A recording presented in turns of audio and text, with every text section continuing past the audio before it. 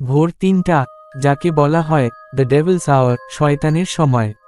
এই সময়টা নাকি সবচেয়ে বেশি অশুভ, সবচেয়ে বেশি আত্মা জাগে, আর সবচেয়ে বেশি অদ্ভুত কাণ্ড ঘটে।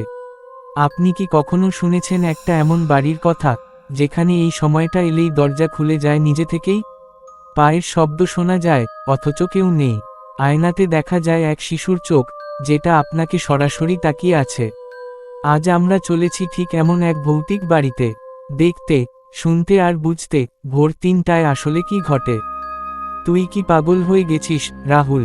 ওই ভৌতিক বাড়িতে রাত কাটাবি? সায়ন্তিকার চোখ বড় বড় হয়ে গেল। আমি হেসে বললাম, হ্যাঁ, একেবারে। ইউটিউব চ্যানেলের জন্য এটা স্পেশাল হবে রে।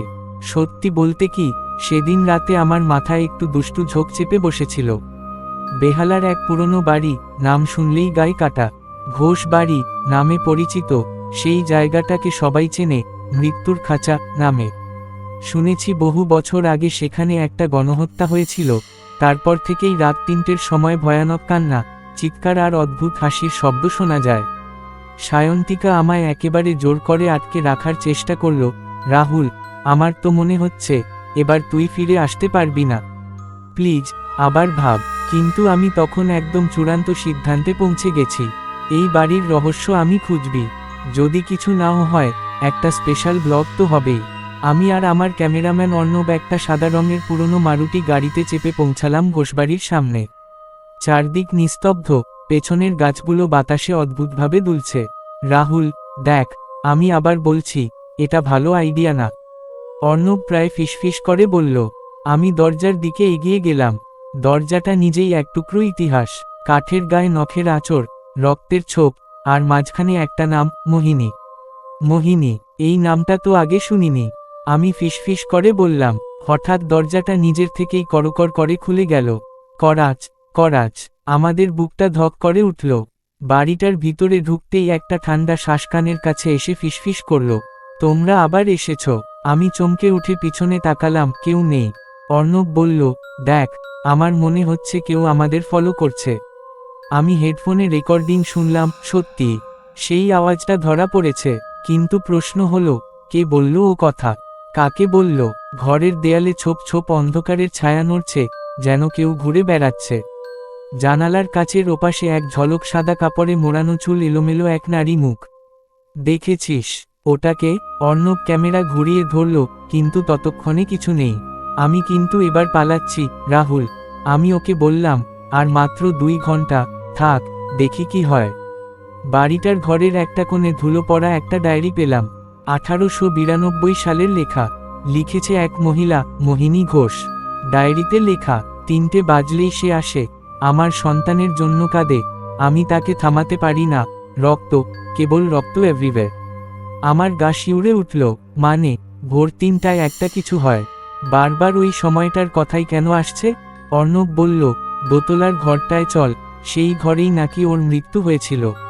আমি বললাম, তুই নিশ্চিত? ওটা তো বন্ধ ঘর। সে বলল, তবুও যাই, না গেলে শান্তি পাবো না।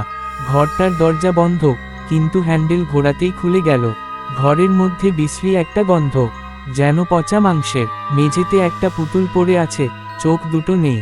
রাহুল, এই পুতুলটা একটু আগেই নিচে দেখেছিলাম না? তুই কি বলছিস? ওটা নিচে ছিল। আমরা দুজনেই চুপচাপ দাঁড়িয়ে রইলাম। হঠাৎ ঘরের দরজা নিজে থেকে বন্ধ হয়ে গেল।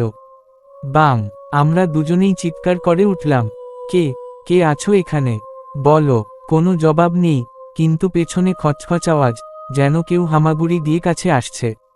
আমি ধীরে ধীরে ক্যামেরা ঘুরিয়ে ধরলাম। সামনেই একটা সাদা কাপড়ে মোড়া নারী, মাথাটা একপাশে কাত হয়ে ঝুলছে, ঠোঁটে রক্ত। সে হঠাৎ গলা ফাটিয়ে চিৎকার করল, আমার ছেলেকে ফিরিয়ে দাও। ঘরের ঘড়িতে তখন ঠিক 3টা। চারদিকে লাল আলো ছড়িয়ে পড়ল, ঘরের দেয়াল যেন কাঁদছে। মোহিনীর আত্মা ভেসে উঠল, গলা কাঁপছে। আমি এখানেই মরে গেছি, আমার বাচ্চা মরেনি, ওকে লুকিয়ে রাখা হয়েছিল, আমি আজও খুঁজে বেড়াই। আমি বললাম, তুমি শান্ত হও, আমরা তোমাকে সাহায্য করব। সে চিৎকার করল, সাহায্য? এতদিন কেউ আসেনি, আজও কেউ আসবে না। আচমকা ঘরটা কেঁপে উঠল, জানালা ভেঙে গেল, অর্ণব পিছনে ছিটকে পড়ল, ক্যামেরা ছিটকে গিয়ে ভেঙে গেল। আমি চোখ বন্ধ করে বললাম, তোমার সন্তানের আত্মা যদি সত্যি কোথাও থাকে, আমি কথা দিচ্ছি খুঁজে বের করব। সেই মুহূর্তেই এক ঝলক আলো, সব নিস্তব্ধ। মোহিনীর ছাটা ধীরে ধীরে মিলিয়ে গেল। আমরা কাঁপতে কাঁপতে নিচে নামলাম। দরজাটা আবার খুলে গেল আপনা আপনি। বাড়িটার সামনে দাঁড়িয়ে আমরা কিছুক্ষণ চুপচাপ রইলাম। রাহুল, এটা কি স্বপ্ন ছিল? আমি বললাম, না, ক্যামেরার মেমোরি কার্ডে এখনো কিছু না কিছু থেকে থাকবে। সত্যি, বাড়ি ফিরে ভিডিও ফুটেজ স্পষ্ট। মোহিনীর ছায়া, তার কথা, তার চিৎকার, সব রেকর্ড হয়ে গেছে। আমি ইউটিউব চ্যানেলে ভিডিও আপলোড করলাম। ভৌতিক বাড়িতে ভোর 3টায় কি ঘটে, জীবন্ত সাক্ষী রাহুল ও অর্ণব। ভিডিওটি ভাইরাল হয়ে গেল। কিন্তু সেই রাতে আমি একটা স্বপ্ন দেখি।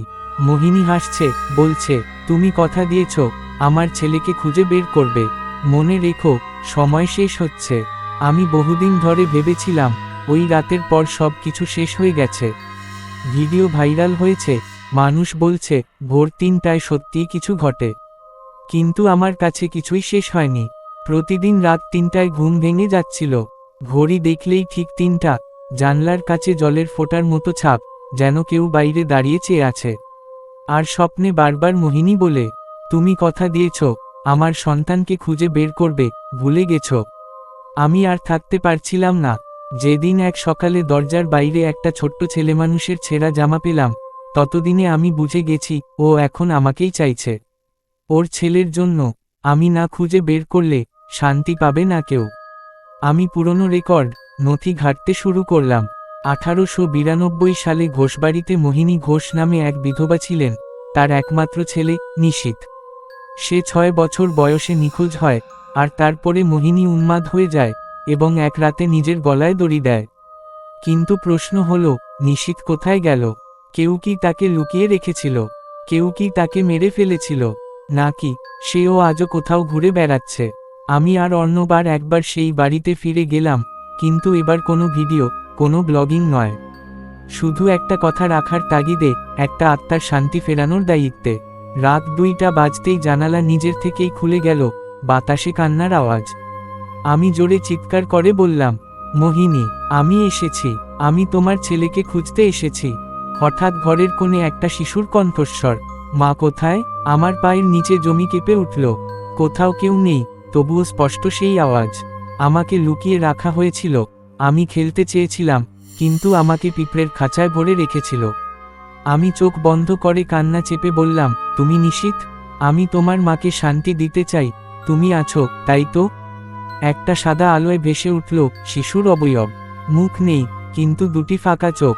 নিশীথের আত্মা আমাদের একটা ঘর